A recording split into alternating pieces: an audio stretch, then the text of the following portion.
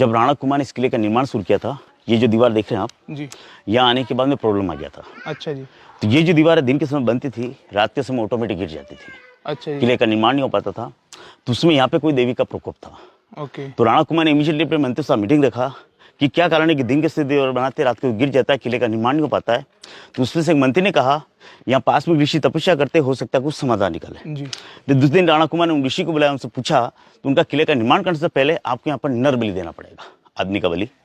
लेकिन नर बलि जो दिया जाएगा वो स्वेच्छा से दिया जाएगा, अपनी इच्छा से। उसके ऊपर आपको प्रश्न डाल सकते हैं।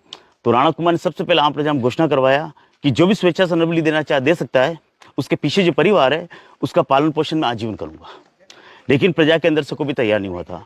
तो एंड वक्त पर जो ऋषि थे उनको ने कहा मैं खुद स्वेच्छा से नर बलि दूंगा, लेकिन उसके अंदर में शर्त होगा कि जहां से मैं चलना शुरू करूंगा वहां पर पहला गेट होगा, और जहां मैं जाके रुकूंगा वहां मेरा सिर काटा जाएगा, और सिर कटा बॉडी जो है वो जहां तक जाएगा वहीं तक किले का निर्माण किया जाएगा। अच्छा जी।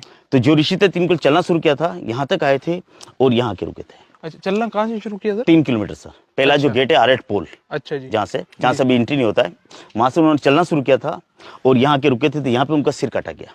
अच्छा जी। तो सिर जो गिरा था वो यहाँ गिरा था। तो ये सिंबॉलिक मंदिर बना रखा है।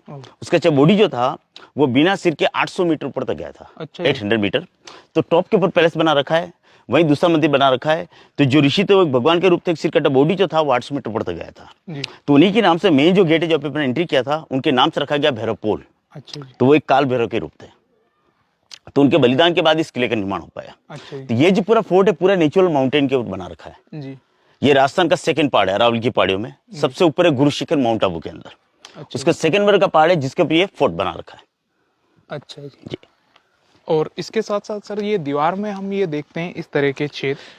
ये जो स्क्वायर वाला जो होल है सर, जी। ये तीर कमान चलाने के लिए। अच्छा जी। ठीक है।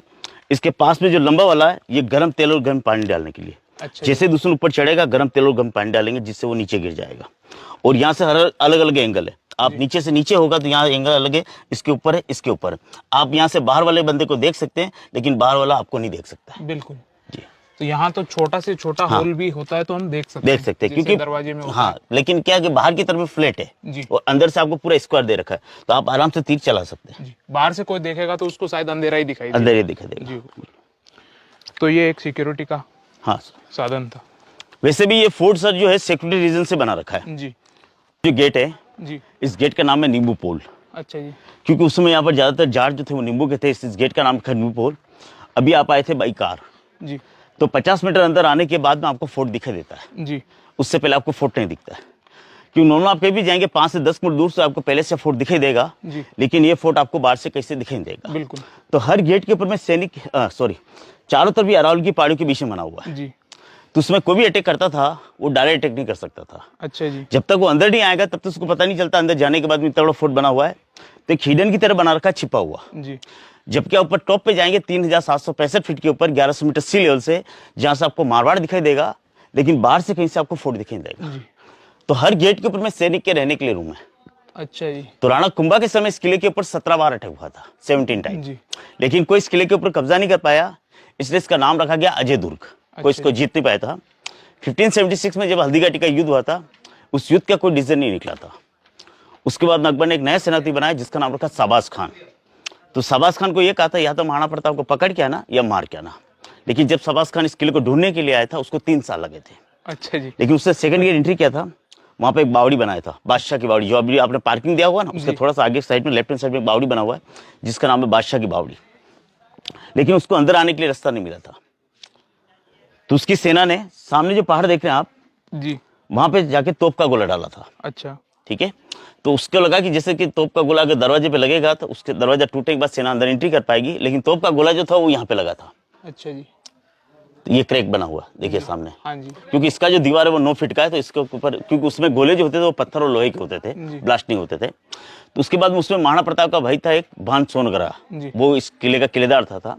लेकिन बदकिस्मत से क्या हुआ, उसने कहा कि दरवाजा खोल करके आमने सामने का युद्ध किया जाए। तो उस युद्ध के में भान सोनगरा की डेथ हो गई थी। तो उस समय शाबाज खान ने इस किले के ऊपर में कब्जा कर लिया था 1578 में। लेकिन जैसे शाबाज खान इस किले के ऊपर आया उसको पता चला यहाँ पे महाराणा प्रताप नहीं है, तो उसके साथ में गांधी का करके आया था, उसको यहाँ के किलेदार बना करके, और शाबाज खान जो था वो यहाँ से घोगुंदा चला गया था जहाँ पे महाराणा प्रताप राष्ट्रीय लोक था 1572 में। लेकिन तो महाराणा प्रताप जो थे वो यहाँ से निकल के राणप होते इधर चले गए थे गुजरात। जी। तो उसमें वहाँ पे एक इधर के पास एक चुलिया गांव है जहाँ पे महाराणा प्रताप को भामाशाह मिले थे। तो भामाशाह ने उस समय उनको 25 लाख स्वर्ण मुद्राएं दी थी। तो उनके सपोर्ट से उन्होंने नई सेना बना करके अरावल की पहाड़ियों में और दिवेर का युद्ध किया था 1582 में, जिससे मुगल सेना को हराया था। जैसे पुनः लौट के यहाँ पर आए थे तो यहाँ पर जैसे मुगल सेना को पता चला तो मुगल सेना यहाँ से भाग गई थी। अच्छा जी। जी, तो एक बार कैप्चर हुआ था ये फोर्ट। ओके। और ये ऊपर सिक्योरिटी का सिस्टम? हाँ, ये हर गेट पे मिलेगा सर आपको। अच्छा जी। तो यहाँ पे सैनिक हमेशा जी। तैनात। तो ये गेट भी सर उसी समय के हैं? हाँ, ये बात क्या सर, इसके अच्छा, ये ऊपर आएगा ओरिजिनल। अच्छा, रिस्टोरेशन के।